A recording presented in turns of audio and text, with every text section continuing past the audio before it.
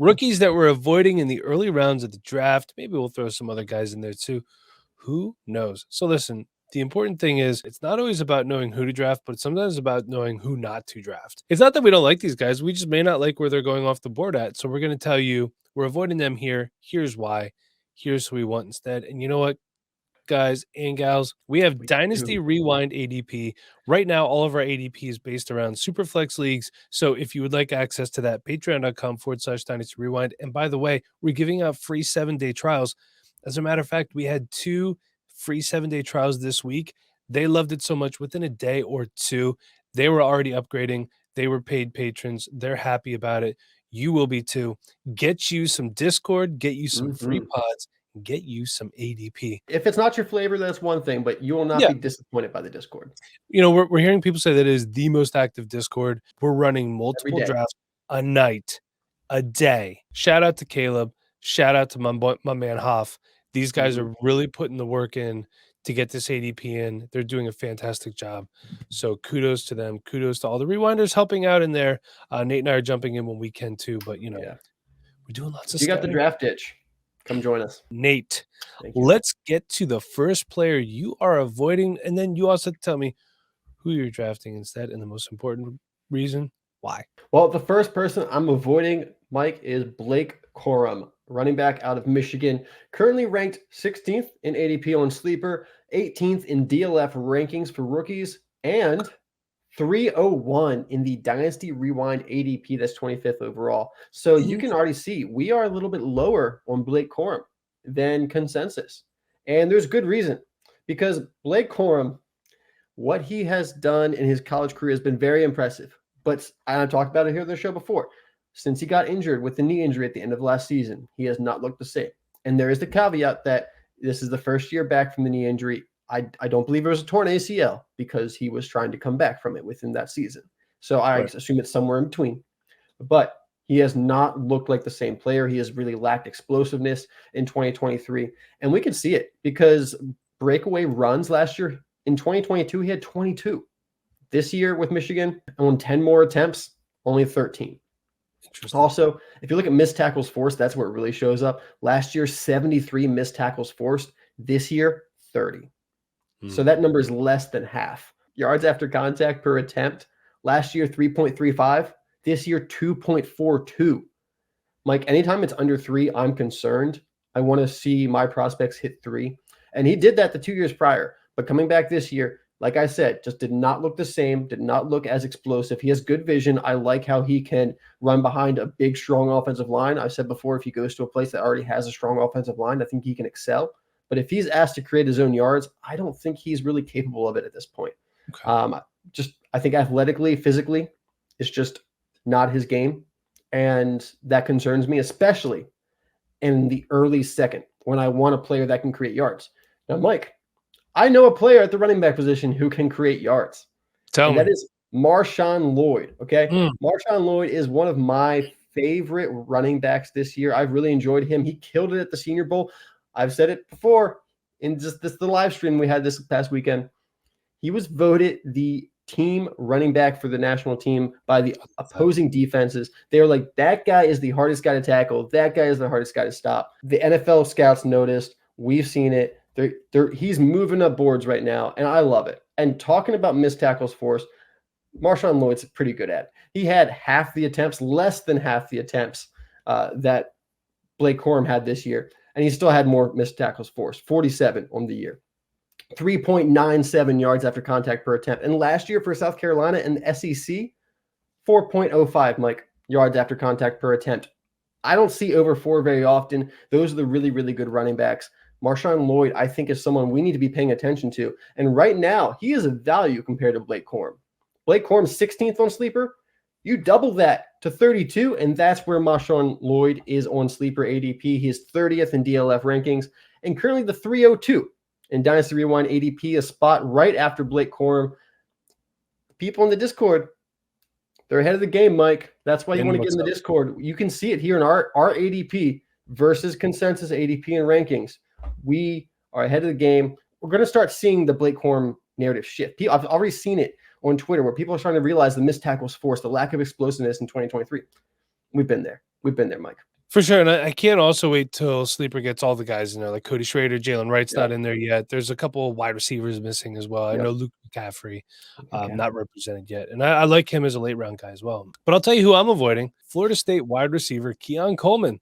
Look, he's supposed to be a contested catch machine. And he's not very good at it, and there's a lot of inconsistencies in his game: burst, hands, route running, and separation. Sometimes he looks really, really good, and this is what frustrates me about this guy. And other times he's just really, really average. But instead, I would rather get Texas wide receiver Xavier Worthy.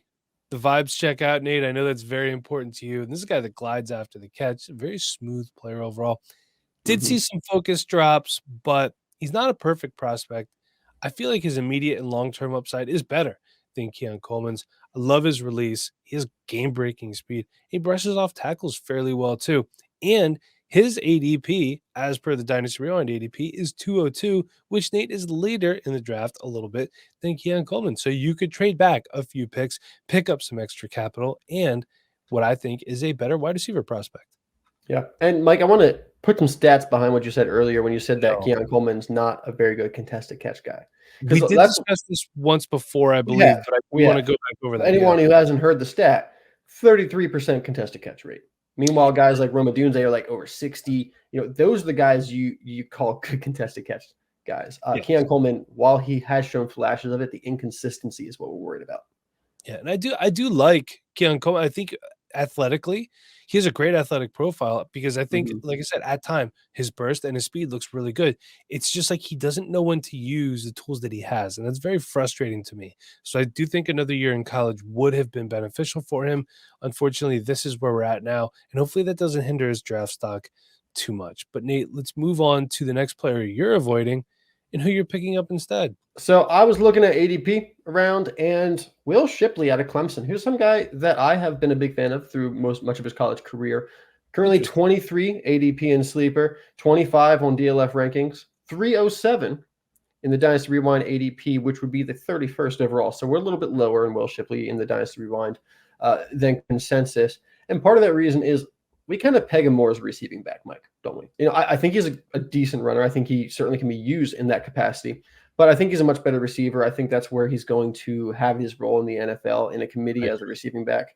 And there's value in that. I'm not saying don't draft Will Shipley. I'm happy to pick him up at the end of the third round. With that ADP and consensus, 23 on sleeper, that is the end of the second.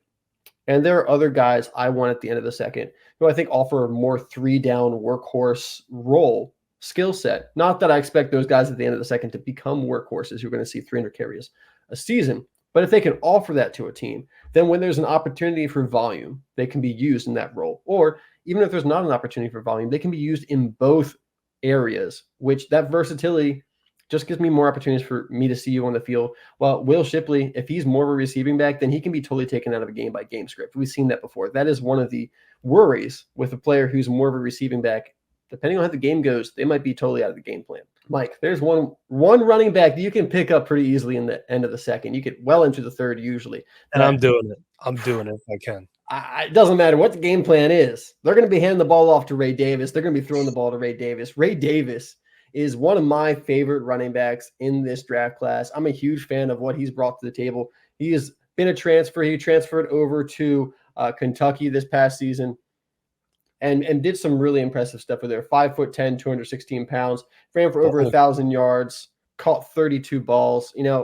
Ray Davis brings power. He brings vision. He doesn't have the long speed that some of these other guys have in the class, but he gets the 20-yard mark. He gets to the 30-yard mark with these runs just fine. It's the fact that he's not going to outrun the safety once he's gotten past the second level. That's okay with me. I can survive off of that with a guy who has been this consistent throughout his career, over 1,000 yards the past 2 years. He had almost 1,000 yards for Temple in 2019 as a true freshman. Yeah, he's been around. He has been around. He was at Temple. He was at Vanderbilt. This year as a grad transfer. He was at Kentucky and showed what he could do in the SEC, averaged 5.7 yards per attempt. And he caught the ball. Mike, he had a career high 32 receptions, like I said, for 324 yards. I really like what I've seen out of Ray Davis, who also had a really good Senior Bowl. I'm always a fan of players who have good Senior Bowls. The NFL takes notice, especially over the past couple of years. If you perform at the Senior Bowl, usually really helps out your NFL draft stock. I kind of had Ray Davis pegged as an early day 3 running back. I think after the Senior Bowl, there's a chance he comes into day 2. It's kind of a mixed bag there at the running back position in the third round. So we'll see what happens. But Ray Davis right now, 35th on sleeper ADP, 31st in DLF rankings, 306 in the Dynasty Rewind ADP, which is one spot ahead of Will Shipley. Our people know. Let's see what you gotta say, Mike. Not today, but right now I'm telling you why I am avoiding Washington quarterback Michael Penix Jr. So he has some very odd arm angles and interesting mechanics overall. And at times he hits receivers with ease. Other times he's just, guys are wide open and he's nowhere near. It's almost Joe Milton-esque. Season-ending injuries in each of his 4 seasons at Indiana. Are those issues ever truly behind you? We've seen it before with guys, and they couple injuries early on in their career, and then they turn out to be okay. But you never know. Inconsistent footwork. He threw for like over 13,000 or 14,000 yards in his career, and 9,000 of those were in his last 2 years at Washington. Just a lot of injuries. And his Dynasty Rewind ADP right now is 208, which is low, I think, for a guy that a lot of people are expecting to be a starting quarterback. But at the 209, one spot behind him, I can get Florida State running back Trey Benson. And I know I'm not going position to position here. I'm kind of crossing positional lines, but I'm allowed to. It's my rookie draft, and I'll do what I want to. Sure. Can he end up, Nate, being the best running back from this class? It's possible. We've seen that happen. It's wide open, and this is why people hate this running back class, because of the uncertainty. There's no Breece Hall. There's no Bijan Robinson, and that tears people up because they want to know. We know who the best quarterback is. We know who the best wide receiver is. We know who the best tight end is. We don't know who the best running back is yet because we're waiting for the NFL draft to tell us. And that tells all these analysts that they don't know something and they need to be right. So they're scared. But I'm telling you, Trey Benson could be that dude. Big frame, better hands than I expected. And running backs at times are more relevant faster. Penix could sit. Who knows? It could happen. We've seen it happen before. He could sit. He should sit for at least a year. Yeah, I think Michael Penix Jr. is talented and brings a lot of upside to the position. I think the injury history is going to be a really big thing for the NFL. I know quarterbacks are valued, but when it comes to investing a first-round pick into a player, that is a lot of investment for an NFL team. Yeah. And I don't think a team's going to invest a first-round pick in Michael Penix Jr., just quite honestly. And from what I've heard on specifically NFL draft podcasts and sites, it doesn't seem like the majority. It's pretty controversial whether he's going to go first or second round. While a lot of NFL fantasy people really like him and they want him to go first round, but if they want him to go first round, that doesn't mean he's going to go first round. I really do have him pegged as a second round pick because of the injury history, because of some of the question marks, and the fact that he's an older quarterback. Whatever. Seems fair. I think so. And if he sits for a year, I think Michael Penix Jr. I would much rather have Michael Penix Jr. sitting on my team for a year than Hendon Hooker. Would you rather have Michael Penix Jr. or bubble screen Bo Nix? I love Bo Nix. Bo Nix is becoming a mock take lock to the Broncos at like 14. I'm all over that. If Bo Nix goes to the Broncos in the first round with Sean Payton, he is the easy 108 for me. Nate, we got 2 more, 1 each. You do your last one. Look, and I just talked about him before, but who's another player? I know about that. I almost avoided Trey Benson, but I couldn't give you a good enough argument to actually fully avoid him. I'm just a little bit lower on him than others. I'm talking about avoiding Johnny Wilson. Johnny Wilson, he's exciting, 6'7", 237 pounds. He's a specimen, as they say out there. 41 catches, 617 yards this year, and 2 touchdowns. You'd expect more than 2 touchdowns for a guy who's 6'7", probably. They didn't materialize. He played 4 years at FSU. Last year was his best year, 897 yards, 5 touchdowns, averaged 20.9 yards per catch last year. I like Johnny Wilson a little bit. I like the talents he has, but right now, Mike, he is 34 on Sleeper. He is 43 on DLF rankings. They're a little bit more ahead of the game there, I think. And then he has the 405 in our Dynasty Rewind ADP. So that means he's 41 overall for us over at Dynasty Rewind so far in ADP, 43 on DLF rankings. So we're pretty similar there. But Sleeper still has him at 34. People are intrigued by the size. But the thing is, Johnny Wilson struggles to separate. He struggles to be consistent with his catching as well. Like, we talk about these FSU guys. Oh, they're so good at contested catches. Well, he's got a 40.9% contested catch rate this year. Not terrible, better than Keon Coleman, actually. but not like a contested catch monster. Though I will say last year he did have 52%, which is better. So overall, I do think he's a decent contested catch guy. But with the fact that he can't really separate, doesn't have the elite athletic ability, like the smoothness, like you talked about, I would much rather see him at tight end where he can really be that big slot. I think if they move him to the NFL and they put him outside, try to make him an X wide receiver, it's just not going to work. It's just not going to work in today's NFL. But if you put him in the slot, you kind of play him as that big slot wide receiver / tight end, whatever you want to call it. I think he could have some production there, some fun there, some potential there. But overall, I'm pretty much avoiding Johnny Wilson. I just don't think there's a lot to bring to the table with his future. There's in-between players never really have successful careers. It's very rare that we see those tweeners and outliers have incredible NFL careers. So I'm going after Brendan Rice. If I want a guy who struggles to separate, I'll take Brendan Rice. Currently 36 on Sleeper, 42 on DLF rankings, and the 309 in Dynasty Rewind ADP. Yes, Brendan Rice, if you haven't heard by now, Brendan Rice is Jerry Rice's son. He's a bit bigger than Jerry Rice. So Brendan Rice coming in here at USC, 6'3", 210 pounds. And Mike, I think he's one of the strongest wide receivers in this draft. Yeah. His physicality, at the catch point especially, very impressive. His contested catch rate this year was pretty low. He didn't really perform well in that area this year, but the past 2 years, 56% the year before that, 71% the year before that. He did pull in 12 touchdowns this year, so he was a red zone threat for USC, led the team in touchdowns receiving, 791 yards on 45 receptions. USC kind of struggled this year. They didn't have that like bona fide wide receiver one like they had last year with Jordan Addison, but Brendan Rice and Taj Washington together, they performed pretty admirably, I'd say. And Brendan Rice is someone that we should have been talking about more coming into the past month. And I know you said that, Mike, earlier. So I wanted to bring that up because I think that's a good point. A lot of people kind of had him pegged as just a decent college wide receiver. But getting into the film and seeing him at the Senior Bowl, while he may struggle to separate consistently, he's really strong. He knows how to play wide receiver. You can tell that he understands the techniques and the nuances of wide receiver. He obviously has learned a lot from his dad. Unfortunately, not the best separator, but checks a lot of the other boxes. And because of that, I'm happy to pick him up in the 3rd round, especially over Johnny Wilson, who I don't really have a lot of faith in. Here is going to be the shocker of the show. Don't hate me. At the value, I'm avoiding Texas running back Jonathon Brooks. I'll tell you why first. His current Dynasty Rewind ADP is the 111. And this is not a knock on Jonathon Brooks, okay? This is just me checking the vibes on the running back position. He's coming off a knee injury. And I think you can get better value on a player that could be more productive right off the rip. We always talk about one contract running backs. So all 4 years of that contract need to count. If you're going to redshirt a running back, it should be a guy you're drafting in the 3rd or 4th round and you're prepared to put on your taxi squad, not a 1st-round talent. Okay? So I'm going to draft someone else, and I'll trade for Brooks next offseason if he doesn't do anything. That's what I would do. And if you miss out on him, I have really good news. The 2025 running back class is going to be looking mighty fine. And instead, Nate, I'm going to draft Bucky Irving. He's healthy. He's one of the best receiving backs in the class. Although, you know what, Marshawn Lloyd would like to have a word. Dylan Johnson, not a slouch as a receiving back as well. And, of course, Will Shipley, we talked about how good he is as a receiver. Yeah. He's great in space. He could break a game wide open. Oh, and his ADP, it's 205 currently, Nate, which is more gooder than the 111.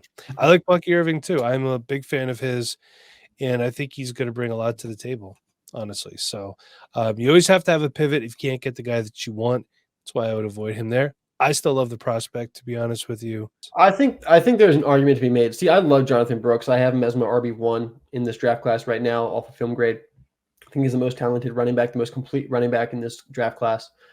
But I get it.